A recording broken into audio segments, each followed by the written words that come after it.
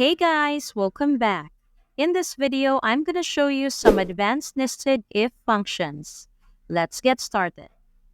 I've just written some data, including the name and marks. Now in a school or college scenario, you might assign results based on these marks.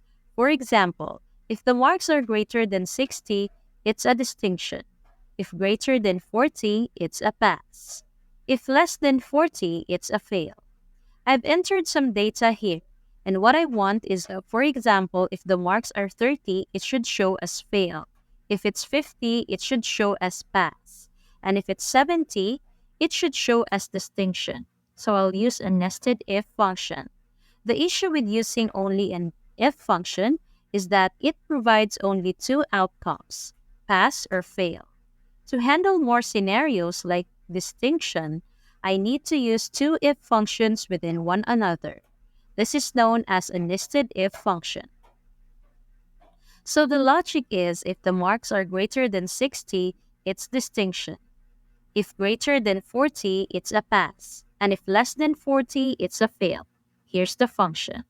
Equals if, open bracket, D3 greater than 60, comma, quote, distinction, comma, if, open bracket, D3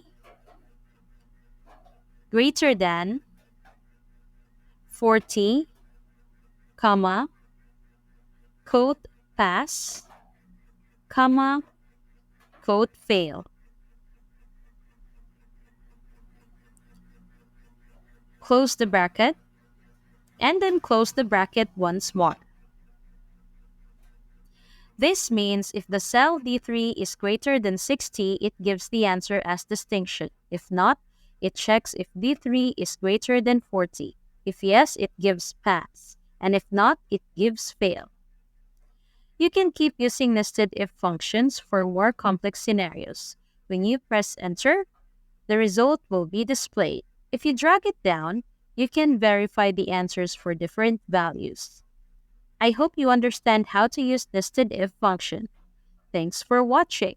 And if you found this video useful, don't forget to give it a thumbs up and hit the subscribe button for more content like this.